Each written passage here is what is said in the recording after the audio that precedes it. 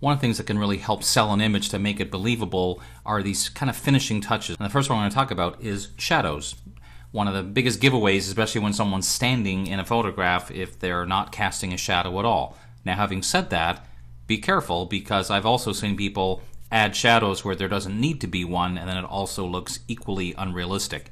So in this case, I want to add a bit of a shadow and try and build on what's already there. In other words, if I zoom in, you can see that there's already a bit of a shadow underneath her boot here.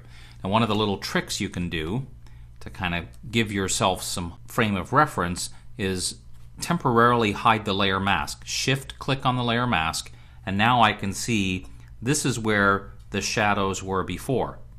So I could, this one option is to try this and just kind of make a very rough selection. Doesn't have to be very accurate. Then we're going to turn this back on again by shift-clicking. Now I need to have a layer below because I want to make sure the shadow is underneath her.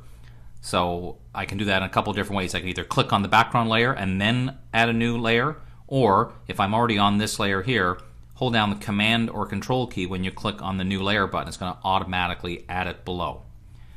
Then I would consider, rather than just filling it with black, picking up either the shadow that I can see or a really dark part of the image. And that's usually the approach that I take, is say, let's pick up a really dark area, and I'm going to fill that selection, which of course right away just does not look good at all. I want to make it look a little better, and I'm going to do one quick thing, and that is I'm going to right click on this layer that I've created and choose Convert to Smart Object. The reason for doing that is now if I do any kind of filter like a Gaussian blur, it's going to be what's called a smart filter.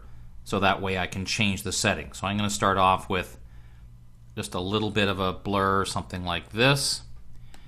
Then I'll change the blend mode to multiply. It looks a little dark, so let's lower the opacity. When we look at most shadows, you can actually still see part of the texture and ground underneath. So I almost always try multiply and then lower the opacity. So sometimes that means initially you might use a slightly lighter color for your shadow, because when you go into multiply mode, it's going to get darker. Now, as you can see here, when I made this a smart filter, there's the Gaussian blur. I can turn that on or off, or double click on it to say, well, let's try it just a little more, because I want this to be pretty subtle. By putting it on a separate layer, I can use my move tool and kind of nudge it to a better position. Let's look at it further away. It's not bad. I think it might be still a little much. I'm just going to lower the opacity a whole lot more.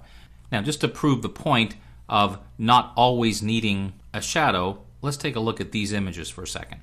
Here's a couple of backgrounds that I shot for my backgrounds for compositing, and I always have a reference person, in this case me, and if you look really closely you can see there's a very tiny shadow. But in the final product, if you composited someone on here kneeling, would you really need a shadow? I mean, you could, but that's kind of the point, is that don't assume that there always needs to be a shadow. Here's another example taken on the same day. It was kind of overcast. There's not a hair of a shadow there anywhere. I mean, I can't see any shadow, so therefore if I composited someone in here and added a shadow to them, it might almost look artificial because there's really no need for a shadow.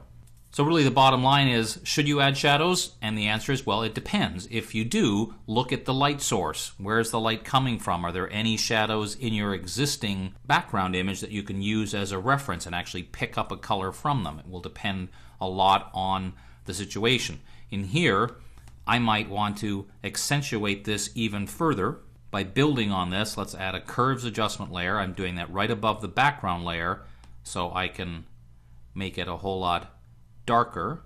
And then let's just zoom out a bit.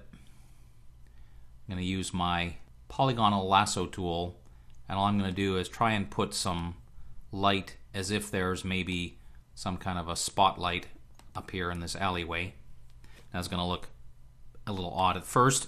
I'm going to fill that with black and then just move it up a little bit. And again, right now it doesn't look very good, I understand, but that's because all I've done is I've made a curves adjustment layer. I've put a mask on here to say don't darken that area, and then all I do is move this feather up to really soften the edges. So now we're just getting that little bit of light coming in there. So subtle difference, but that's the kind of finishing touch that can really help sell something. I would also recommend that look at existing photographs of real shadows, and sometimes you'll find there's not just one big shadow, there's another small one coming from a different angle because there's more than one light source nearby. The one thing I would suggest that you consider is some people take an exact duplicate of this shape, fill it with black, and then transform it to fit. And while that's okay in some situations, real shadows generally don't look like that. That's something you really need. That's why I said if you can look at other photos and kind of study shadows and see, you'll find that what really sells a photograph is the subtle effect, not like some big honking shadow that you're like, hey, that looks like they just free transported someone and blurred them and made their own shadow. Honestly, we used to do that a number of years ago in Photoshop, but not so much anymore because there are better methods to make it look more believable.